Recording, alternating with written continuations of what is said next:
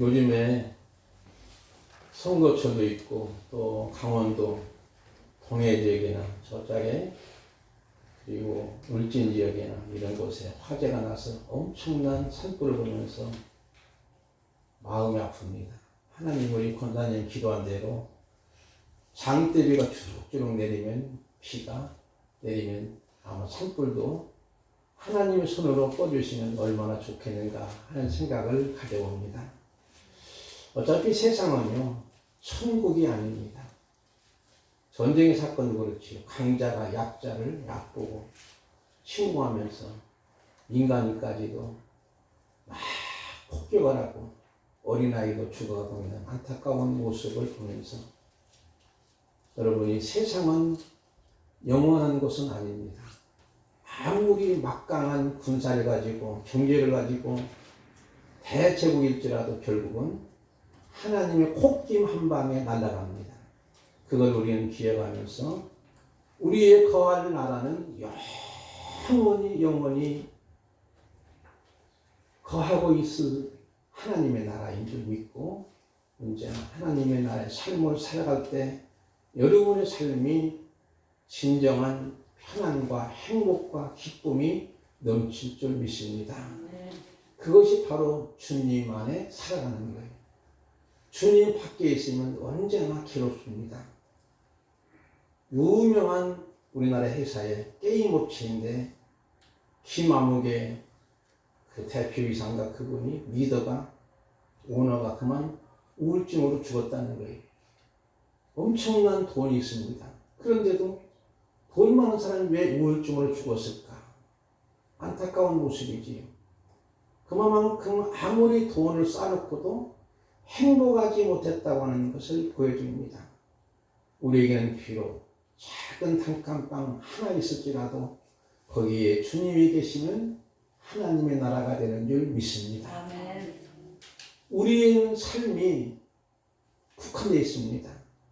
120년 안에 모두가 세상을 떠나게 됩니다. 그런 면에서 우리는 우리에게 준비된 우리 주님이 예비하신 곳 하나님의 나라를 앙망하며 멋지게 살아가는 저와 여러분 되시기를 바라고, 오늘은 두 번째로 가나 혼인잔치 1절과 11절 말씀을 제가 볼게요. 사흘 제대된 날 갈릴리 가나에 혼례가 있어 그랬죠. 예수의 어머니도 거기 계시고, 11절 보니까 예수께서 이 첫 표적을 갈릴리 어디라고 했지요? 가나에서 행하여 두 번이나 갈릴리 가나라고 하는 표현을 왜 했을까? 그냥 지나칠 수도 있지만 여기에는 상당한 메시지가 담겨 있는 줄 믿습니다. 이 말 속에는 바로 1절 51절에 보면, 1장 51절에 보면은 나다나엘에게 주님이 이렇게 말씀합니다. 이보다 더 큰 일을 보리라 하신 목적 진술을 하심은 바로 이 혼인 예식에 있는 표적의 사건이 큰 일임을 보여주는 사건이에요. 그만큼 중요한 메시지요, 하나님의 크신 뜻이 있다는 것입니다. 이것은 지난주 드린 말씀처럼 예수님 자신이 하나님의 아들로 오심을 공개적으로 나타낸 것이고, 오신 목적은 십자가를 통해서 구원을 다 이루기 위해서 오심을 천명한 것이기에 이보다 더 큰 일이 없는 거예요. 이것을 말씀하시는 거예요. 그리고 나서 제자들이 믿게 됩니다. 처음에 제자들 빌립, 안드레, 시몬, 나다나엘 다 믿으니라 하지 않고 1장 43절 45절에 보니까 만남으로만 말씀하고 있는 거예요. 그리고 특히 그의 영광을 나타내심에 이 말씀은 예수님의 십자가 지심을 영광을 얻을 때라고 자주 말씀하십니다. 이유는 뭐냐면 십자가 지심을 통해서 구원을 다 이루신 거예요. 우리가 너무나 잘 아는 대로 예수님의 십자가상에서 7마디 말씀하시는데 그것을 일명 가상칠언이라고 말합니다. 그 중에 다 이루었다고 주님이 말씀하시고 운명하시는 거예요. 이 말은 뭐냐면 구원을 다 이루신 거예요. 완벽하게 완전하게 다 이루신 것을 의미합니다.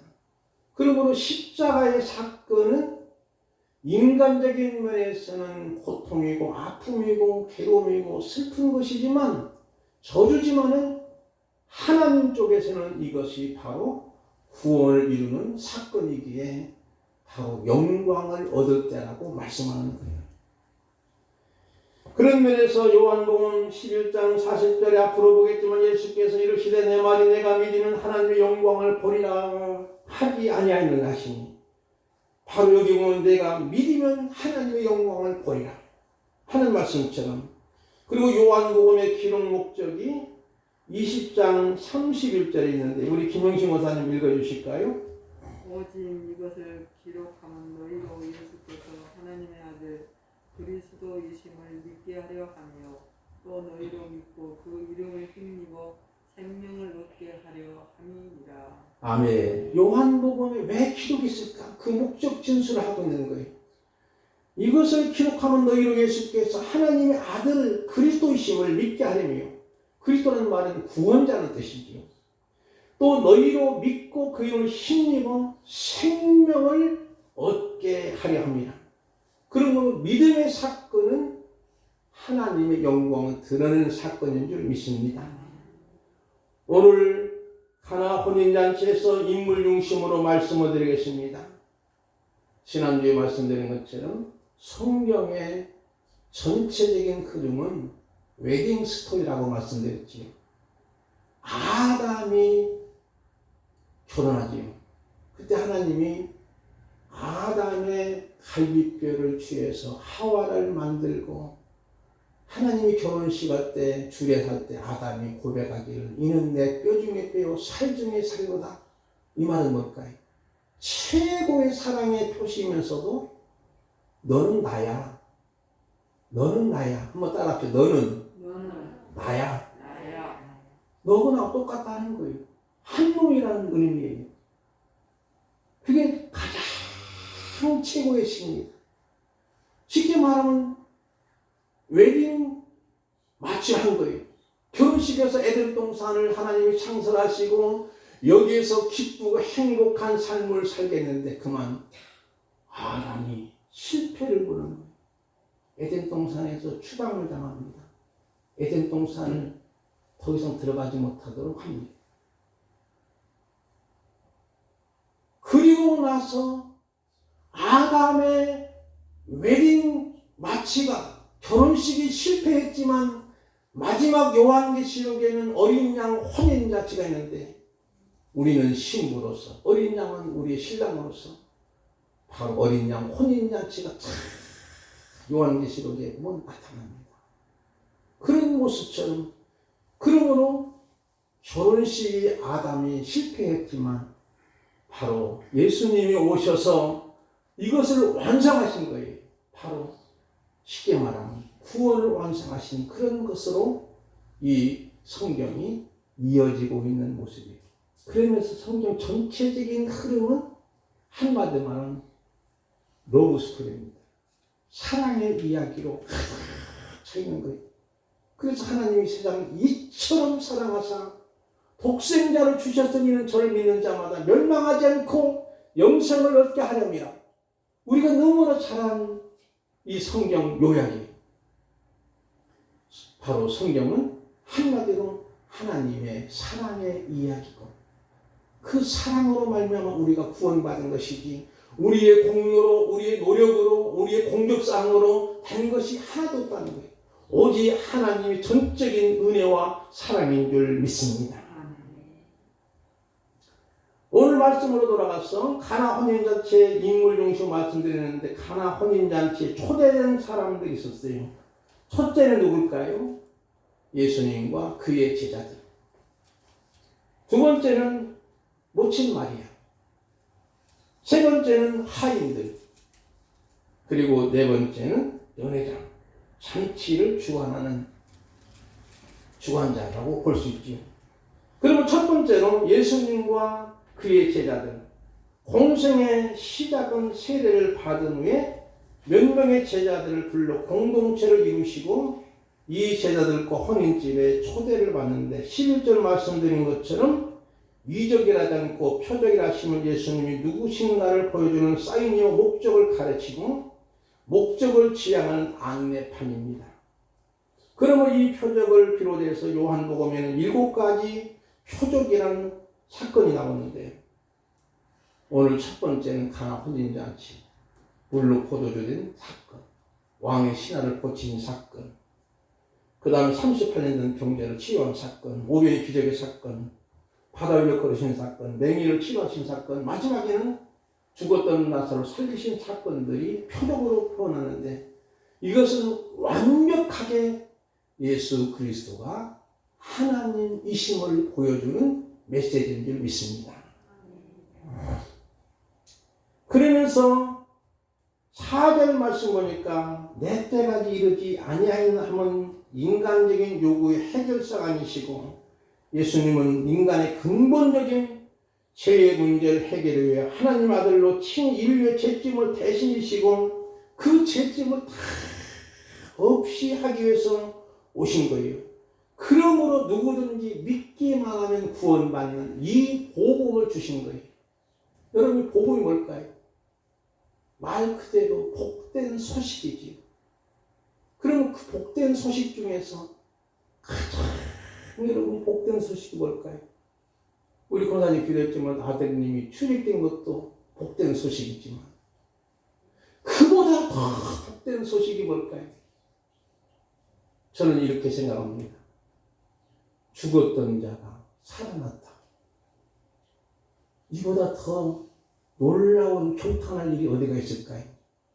죽은 자가 살아났어요. 오늘 우리가 마찬가지로 예수님을 믿음으로 이제는 이미 죽었던 우리가 다시금 살아났고 생명을 얻고 그 생명이 더 풍성케 되는 것이 복음이지요. 그러므로 예수님을 믿음으로 말미암아 구원받는다는 이 복음의 소식을 가장 복된 소식인 줄 믿습니다.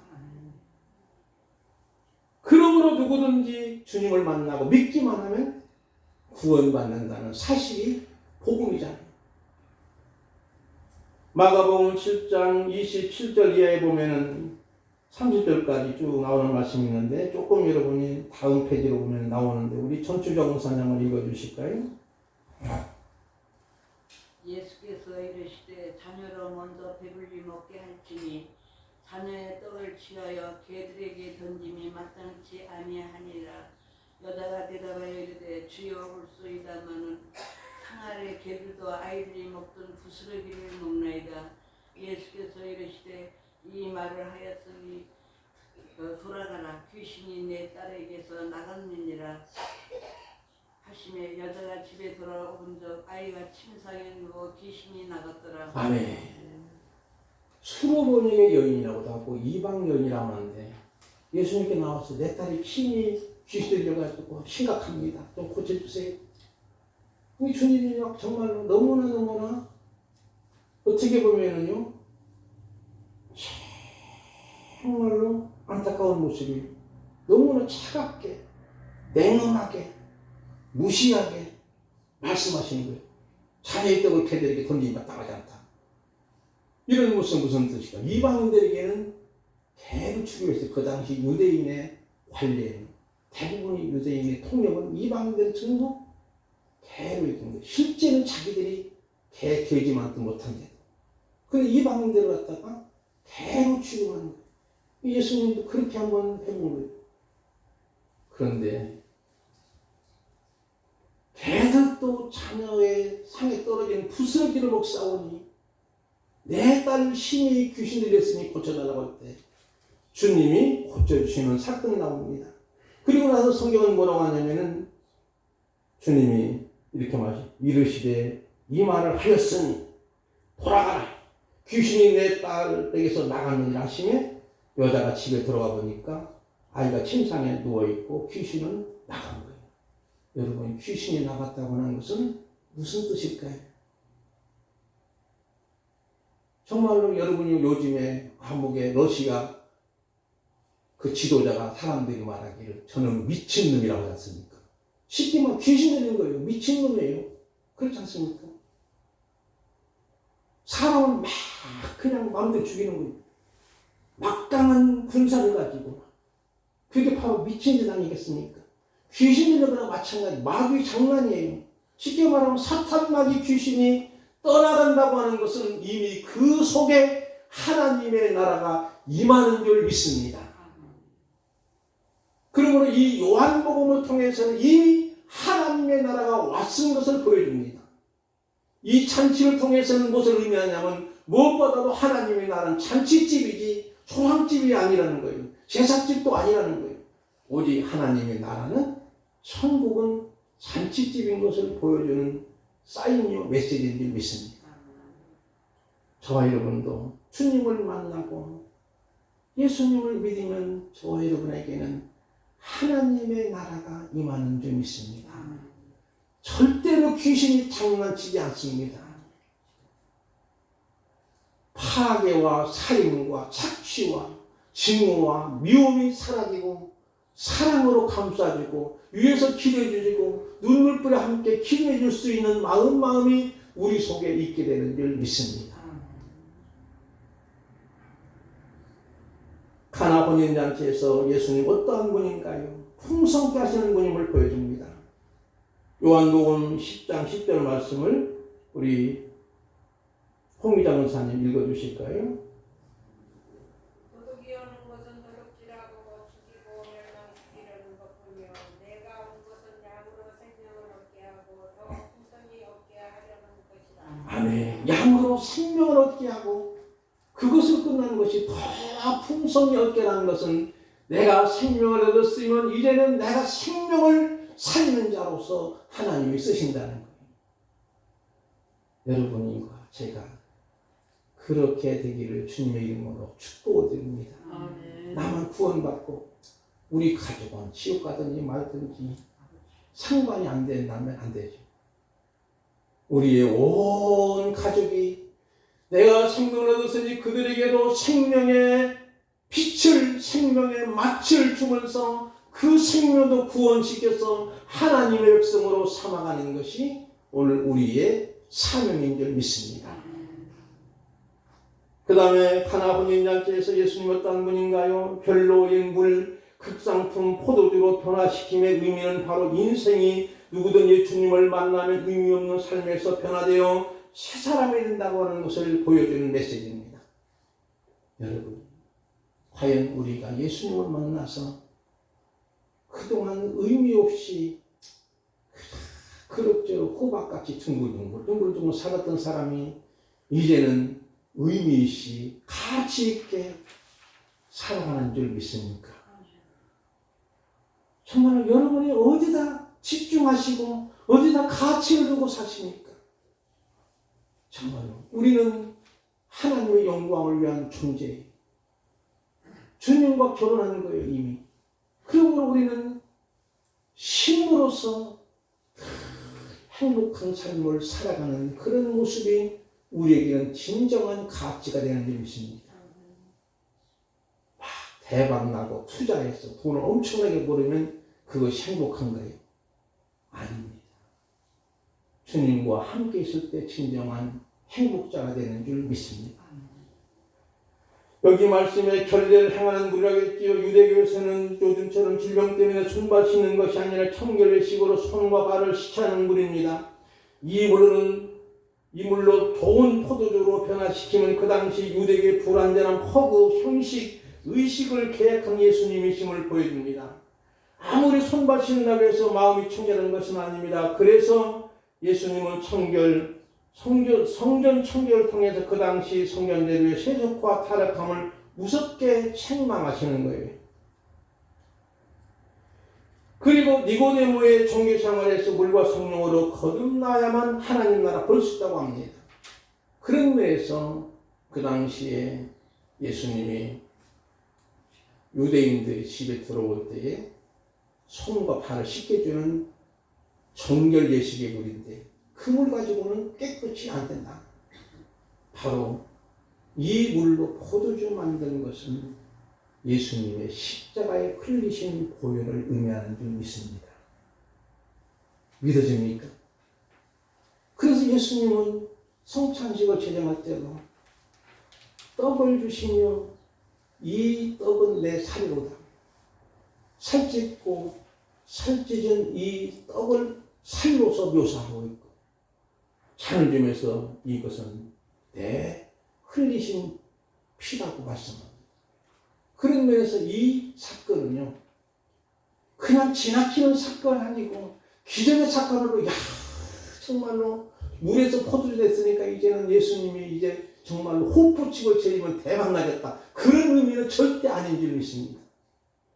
바로 예수님의 십자가에 흘리신 보혈을 의미하고 상징하고 있습니다.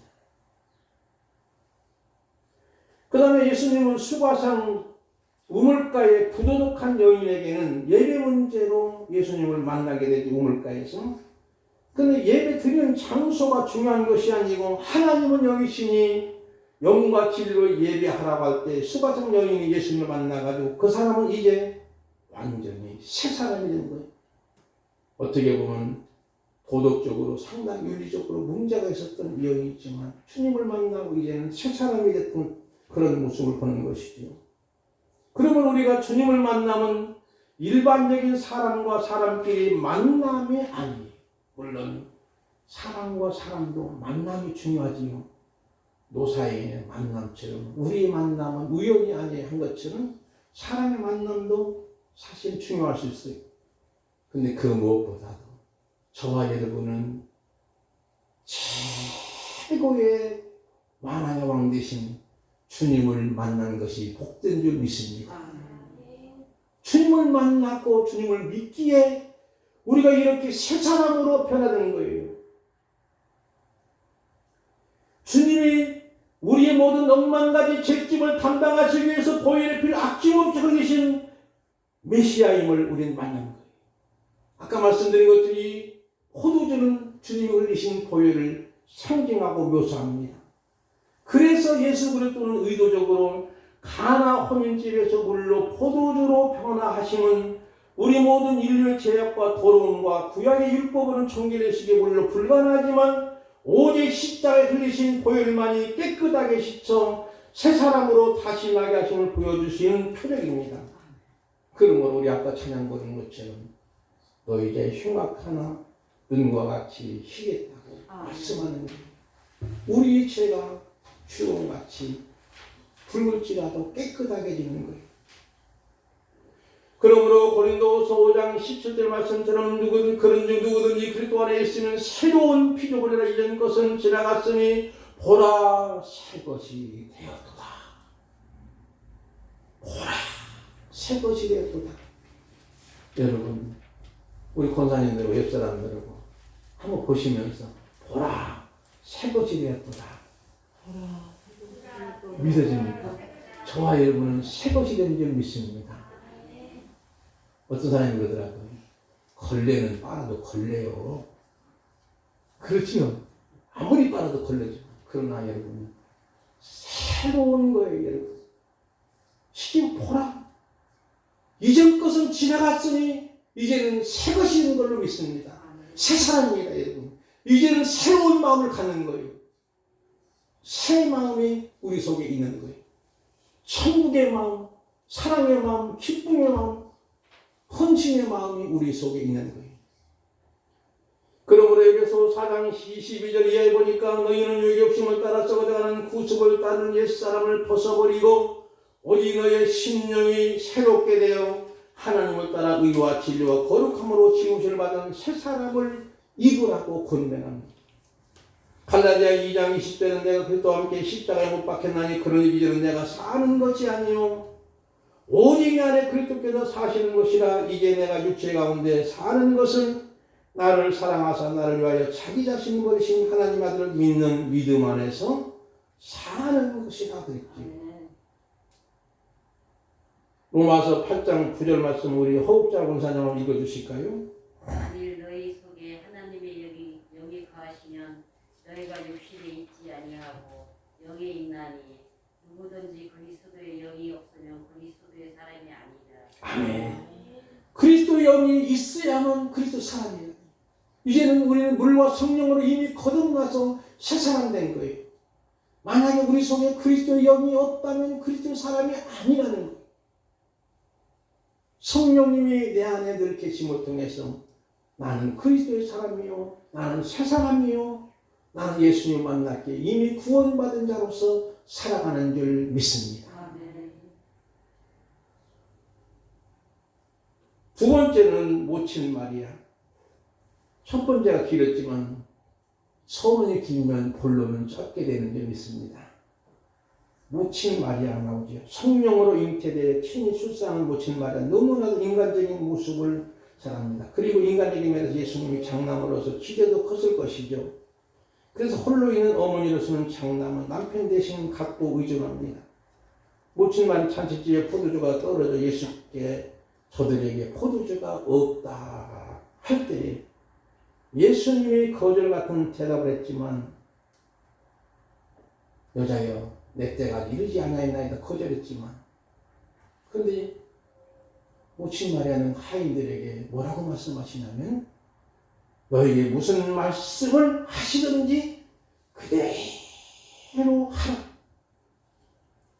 이건 무슨 의미할까요? 아, 예수님이 분명히 여자에 나와 무슨 상관이 나니까 내 때가 아직 이르지 아니하였나이다 했으면 아, 이제는 예수님이 할 의향이 없는 거나 말이에요.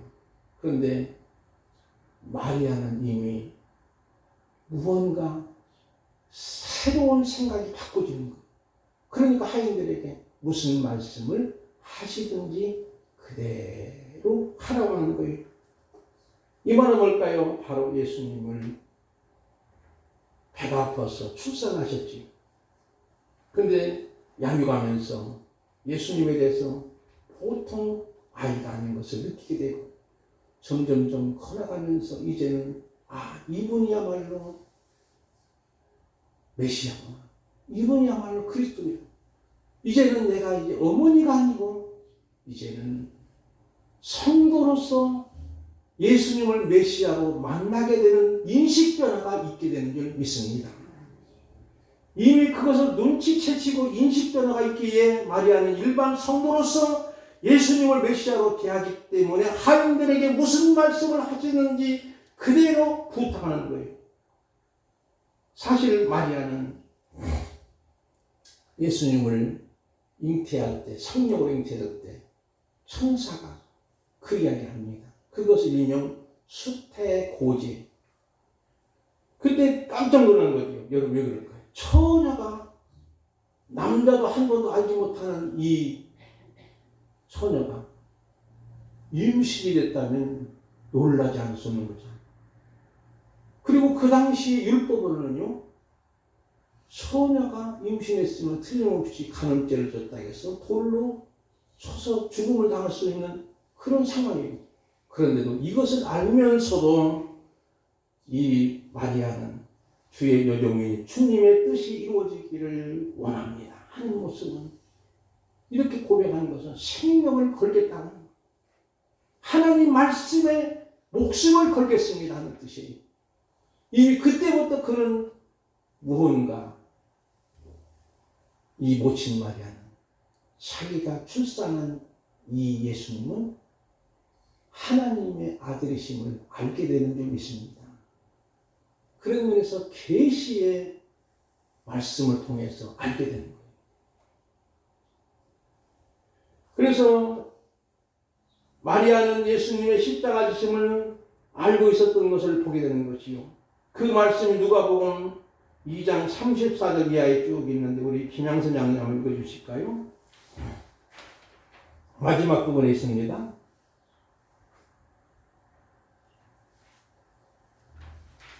시므온이 그들에게 축복하고 그의 어머니 마리아에게 말하여 이르되 후라이는 이스라엘 중 많은 사람을 패하거나 흉하게 하며 비방을 받는 표적이 되기 위하여 세움을 받았고 또 칼이 내 마음을 찌르듯 하리니 이는 여러 사람의 마음에 생각을 드러내려 함이라.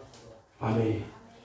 벌써 시몬에게 갔을 때 그 시몬이 마리아에게 이스라엘 중에 많은 사람을 패하거나 흥하게 하고 비방을 받는 표적이 되기를 위하여 세움을 받았고 그러면서 이제 예수님이 십자가의 죽으심에 대해서 이렇게 표현하지, 예언하기를 또 칼이 내 마음을 찌르듯 하리니 이는 여러 사람의 마음의 생각을 드러나게 하니라.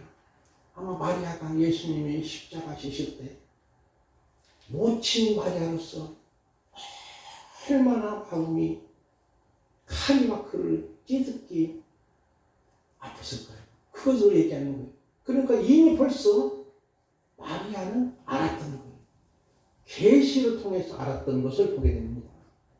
그 다음에는 세 번째는 하인들.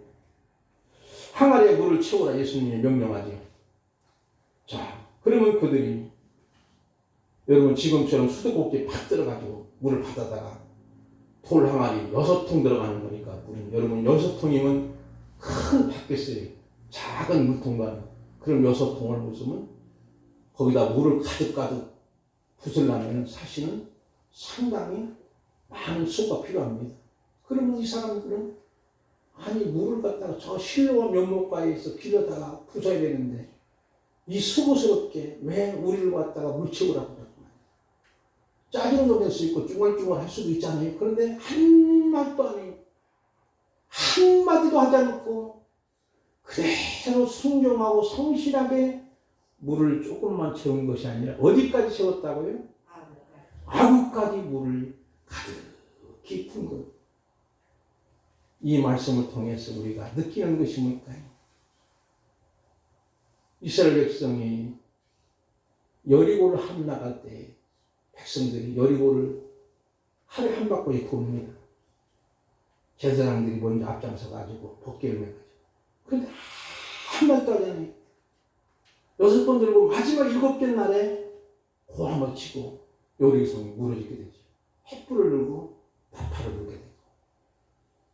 처음에는 이 백성들과 군인들과 그 사람들이 아니 전쟁에서 이기려면 그래도 좀 전쟁 준비도 하고 무기도 준비하고 미사일도 발사해야 되겠고 핵무기도 만들어야 되는데 왜 이렇게 돌기만 하냐고 짜증내는 사람도 있을 거고 죽을 종을 하는 사람 원망을 듣고 있고 불평한성이 있지만 아무 말도 하지 않아요. 마찬가지로 여기에 있는 하인들도 마찬가지. 어떤 면에서는 이 사건을 이 명령에 대해서 불만스러울 거예요. 그런데도 안 맞다잖아. 그대로 순종하고 그들의 성실함을 통해서 쉽게 말하면 물로 포도주된 이 사건을 알게 되는 줄 믿습니다.